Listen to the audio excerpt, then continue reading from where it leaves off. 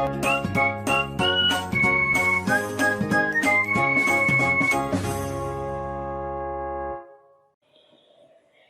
वालेकुम dear students, मैं हूं आपका host and teacher Samar Abbas और आप देख रहे हैं easy to learn YouTube channel. Dear students, आज हम एफएससी पार्ट 1 केमिस्ट्री का एक और टॉपिक शुरू करने जा रहे हैं। इंतहाई बेसिक टॉपिक है और इंतहाई इम्पोर्टेंट टॉपिक है और आज हम इस टॉपिक को समझेंगे। हमारे टॉपिक का नाम है relative atomic mass. Relative atomic mass क्या होता है, आइए इसको समझने की कोशिश करते हैं। फर्ज कर लें कि हमारे पास एक कार्बन एटम है। अब हमने इस कार्बन एटम के 12 पीस करने हैं। इस कार्बन एटम को इस तरीके से काटना है कि इसके 12 टुकड़े 12 पीस इक्वल 12 पीस आ जाएं। तो हमने इस एटम को काटा और इसके तकरीबन हमने 12 पीस किए, 12 इक्वल पीसेस हमने कर दिए। हो सकता है ये कुछ कम ज़्यादा हो जाएं और छोटे बड़े भी हो सकते हैं, लेकिन हमने बहरहाल हम फ़र्ज़ कर लेते हैं कि हमने इनके 12 पीसेस किए। इन 12 पीसेस में से हम एक पीस ले लेते हैं। ये हमने एक पीस ले लिया इसका। अब हमारे पास फ़र्ज़ कर लें एक बैलेंस है, एक तराजू है। इस तराजू के 2 पलड़े हैं। तो हमने एक ऐसा एटम लेना है जिसका हमें वज़न, जिसका मास हमें मालूम नहीं है। फ़र्ज़ कर लें हमें हाइड्रोजन का मास मालूम नहीं है, तो हम हाइड्रोजन एटम को लेते हैं और हाइड्रोजन एटम को हम यहाँ रख देते हैं। ये हमने हाइड्रोजन एटम लिया और उसको इस एक पलड़े के अंदर रख दिया और उसके साथ ही हम इधर से ये पीस उठाएंगे और ये पीस उठा के इसको यहाँ रख देंगे। तो जैसे हम इसका एक पीस यहाँ रखेंगे, मुमकिन है ये बैलेंस हो जाए या मुमकिन है अभी भी हाइड्रोजन का जो एटम है वो भारी हो तो पलड़ा यूँ होगा, और अगर ये हाइड्रोजन का एटम इससे हल्का हुआ तो ज़ाहिर है कि पलड़ा यूँ हो जाएगा। फ़र्ज़ कर लेते हैं कि जब हमने इस H को रखा और उसके मुकाबले में सिर्फ एक पीस रखा तो हमने देखा कि हाइड्रोजन इस एक पीस के साथ बैलेंस हो गया, दोनों पलड़े बैलेंस हो गए। इसका मतलब ये हुआ कि ये जो हाइड्रोजन है, हाइड्रोजन नामी एटम जो हमारे पास है, इसका मास 1 यूनिट है। क्योंकि हमने सिर्फ एक पीस इधर रखा है और बैलेंस हो गया हाइड्रोजन एटम, लिहाजा हम कह सकते हैं कि इस हाइड्रोजन एटम का मास 1 यूनिट है। इसको हम 1 यूनिट कह लेते हैं, इस एक पीस को हम 1 यूनिट कह लेते हैं। तो हाइड्रोजन का मास 1 यूनिट। अब फिर हम एक और एटम लेते हैं जिसका हमें मास मालूम नहीं है और उसका मास मालूम करने की कोशिश करते हैं।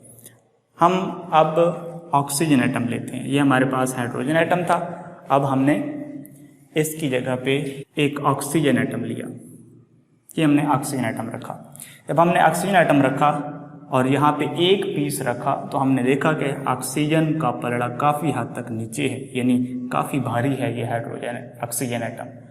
हमने फिर एक और यूनिट उठाया इधर से, वो भी यहाँ रख दिया, फिर भी बराबर नहीं हुआ। फिर हमने एक तीसरा पीस रखा, फिर भी बराबर नहीं हुआ। फिर हमने चौथा उठा के रखा, फिर भी बराबर नहीं हुआ। यहाँ तक कि हम बहुत से पीसेस यहाँ रखते गए।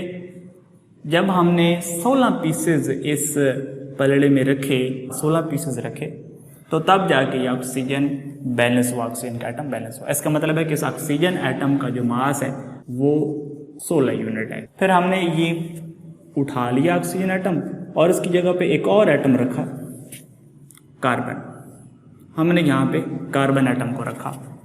जब हमने कार्बन एटम को रखा तो इधर से हमने एक पीस उठाया, यहाँ रखा, फिर दूसरा पीस उठाया, यहाँ रखा, बैलेंस नहीं हुआ। तीसरा उठाया, रखा, बैलेंस नहीं हुआ। चौथा उठाया, यहाँ पे रखा, फिर भी बैलेंस नहीं हुआ। जब हमने इसके 12 पीस यहाँ पे रखे तो तब जाके कार्बन बैलेंस हो गया इसके साथ। इसका मतलब ये हुआ कि इस कार्बन एटम का मास 12 यूनिट है, 12 यूनिट है। फिर हमने एक और एटम लिया, इसको साइड पे रख दिया। एक और एटम लिया, यहाँ पे हमने मैग्नीशियम एटम उठाया और उसको यहाँ रखा। जब मैग्नीशियम एटम को यहाँ रखा, इधर से एक पीस उठाया, यहाँ रखा, बैलेंस नहीं हुआ। दूसरा, तीसरा, चौथा, यहाँ तक कि हम काफ़ी सारे रखते गए लेकिन मैग्नीशियम एटम बैलेंस नहीं हुआ।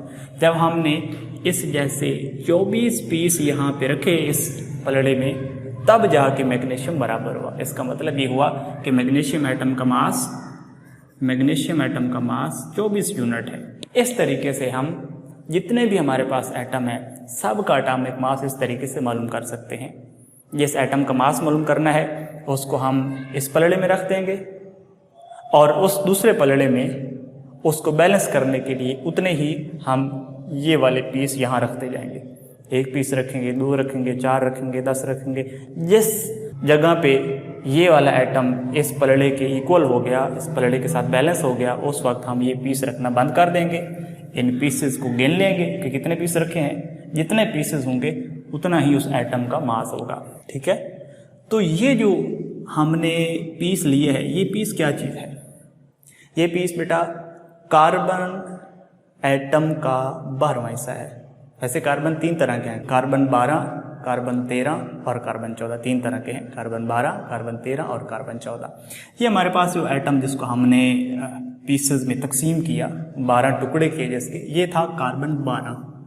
हमने कार्बन 12 के 12 पीस किए, 12 इक्वल पीस किए और उनमें से 1 पीस निकाला। लिहाजा ये जो 1 पीस है ये कार्बन 12 का 12वां हिस्सा है। ये कार्बन 12 का 12वां हिस्सा है और इस कार्बन 12 के 12वें हिस्से को हम कहते हैं 1 AMU। ये जो 1 पीस है इसको हम 1 AMU कहते हैं, 1 AMU कहते हैं। लिहाजा ये जो हमने लिखा हाइड्रोजन 1 यूनिट, इसकी जगह हम लिख सकते हैं हाइड्रोजन 1 AMU। ऑक्सीजन का मास 16 यूनिट की बजाय 16 AMU। कार्बन का मास 12 यूनिट की बजाय 12 AMU। इसी तरीके से मैग्नीशियम का मास 24 AMU, क्योंकि ये 1 पीस जो है ये 1 AMU के बराबर है। तो 1 पीस रखा 1 AMU, 16 पीस रखने पड़े लिहाजा 16 AMU, 12 पीस रखने पड़े लिहाजा 12 AMU, 24 पीस रखने पड़े लिहाजा 24 AMU। तो कार्बन का एक एटम लिया, उसके 12 पीस किए और 1 पीस को उठा के उसका कंपैरिजन करते गए सबके साथ। पहले ये पीस उठाया, कार्बन 12 का 12वां हिस्सा जो है इसको उठाया, यहाँ रखा, इसका हाइड्रोजन के साथ कंपैरिजन किया, फिर ऑक्सीजन के साथ कंपैरिजन किया, फिर कार्बन के साथ कंपैरिजन किया, फिर मैग्नीशियम के साथ कंपैरिजन किया और कंपैरिजन करके हम सबके मास मालूम करते गए। तो बेटा वो मास, किसी भी एटम का वो मास जिसे कार्बन 12 के 12वें हिस्से से कंपैरिजन करके निकाला जाए, ये कार्बन 12 का 12वां हिस्सा है, तो वो मास जिसे कार्बन 12 के 12वें हिस्से से कंपैरिजन करके निकाला जाए उस मास को हम कहते हैं रिलेटिव एटॉमिक मास। ये हाइड्रोजन का जो ये मास है इसको इसका रिलेटिव एटॉमिक मास कहते हैं। ये जो ऑक्सीजन का 16 है, ये 16 ऑक्सीजन का रिलेटिव एटॉमिक मास है। 12 कार्बन का रिलेटिव एटॉमिक मास है। 24 मैग्नीशियम के रिलेटिव एटॉमिक मास है। क्यों? क्योंकि इन सब को हमने इस कार्बन 12 के 12वें हिस्से से कंपैरिजन करके निकाला है। तो वो मास एटमों का वो वजन जिसे कार्बन 12 के 12वें हिस्से से कंपैरिजन करके निकाला जाए उस मास को हम कहते हैं बच्चों रिलेटिव एटॉमिक मास। तो ये है रिलेटिव एटॉमिक मास। और एक और चीज़ जो हमने बीच में पढ़ी है वो है AMU। What is AMU? बेटा जितना भी हमारे पास जब हम मास लेते हैं तो मास का जो यूनिट होता है वो या तो ग्राम में लिया जाता है या किलोग्राम में लिया जाता है। इसी तरीके से हेक्टोग्राम में भी लिया जा सकता है, तोला में भी लिया जा सकता है, माशा में भी लिया जा सकता है। तो इसका मतलब है मास के मुख्तलिफ यूनिट्स हैं। हम आमतौर पे जब सोने का मास मालूम करते हैं, सोने का वज़न करते हैं, तो वहाँ पे किलो इस्तेमाल नहीं करते, वहाँ पे हम तोला और माशा के यूनिट इस्तेमाल करते हैं, क्योंकि सोना जो है वो बहुत थोड़ी मिकदार में इस्तेमाल होता है, थोड़ी इंतहा रेयर है, इसलिए उसका मास चूँकि थोड़ा होता है इसलिए उसको तोला में मापा जाता है। इसी तरीके से जो हमारे पास एटम है इसका मास हम किलोग्राम में भी ले सकते हैं, ग्राम में भी ले सकते हैं। लेकिन बेटा चूँकि एटम इंतहाई छोटी चीज़ है, इंतहाई हल्की चीज़ है, लिहाजा इसका मास अगर हम किलोग्राम या ग्राम में लिखेंगे तो हमारे पास एक बहुत बड़ा फिगर आ जाएगा। एक्चुअली वो बहुत छोटा फिगर होगा। मिसाल के तौर पे अगर आप एटम का मास मालूम करना चाहें तो एटम का मास आपको यूं करके मिलेगा, यानी इस रेंज में आपको एटमों का मास मिलेगा।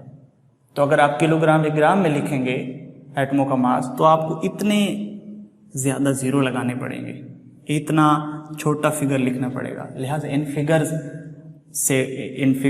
से डील करना, इनको टैकल करना मुश्किल होता है। इसलिए साइंसदानों ने, केमिस्ट्स ने एटमों का मास मालूम करने के लिए एक और यूनिट मुतारफ करवाया जिसका नाम है AMU। सो AMU मास का यूनिट है। किसके मास का? एटमों के मास का। तो AMU is the unit of atomic mass. जब हम एटमों का मास मालूम करते हैं, इवन जब हम मॉलिक्यूलों का मास मालूम करते हैं, तो उस वक्त इनका जो मास है वो AMU में लिया जाता है। AMU में इनका मास लिया जाता है। AMU यूनिट है एटॉमिक मास का। एक AMU कितना होता है? एक AMU बेटा मैं आपको यहाँ बता चुका हूँ कि जब हम कार्बन के 12 हिस्से करते हैं और एक हिस्सा उसमें से लेते हैं तो उस एक हिस्से का जो मास है वो एक AMU के बराबर होता है। सो AMU क्या है? ये कार्बन 12 का जो मास है उस मास के 12वें हिस्से के बराबर है। ये AMU है। तब आपको अपने टेक्स्ट बुक में एक छोटा सा टेबल नज़र आ रहा होगा जिसमें मुख्तलिफ़ किस्म के एटम दिए हुए हैं और साथ उनका मास भी लिखा हुआ है और वो मास AMU में लिखा हुआ है। आई होप बेटा आपको ये समझ आ गया होगा कि रिलेटिव एटॉमिक मास क्या होता है और एटॉमिक मास यूनिट क्या होता है। रिलेटिव एटॉमिक मास वो मास है जिसको हम इस चीज़ से कंपैरिजन करके निकालते हैं। और AMU क्या चीज़ है? AMU यूनिट है मास का। किसका मास? एटमों का मास का। आई होप आपको समझ आ चुका होगा। फिर भी अगर आपको कोई चीज़ समझ ना आई हो, आपको कोई क्वेश्चन हो, तो आप कमेंट सेक्शन में लिखिए, हम आपको ज़रूर रिप्लाई करेंगे। Thank you very much.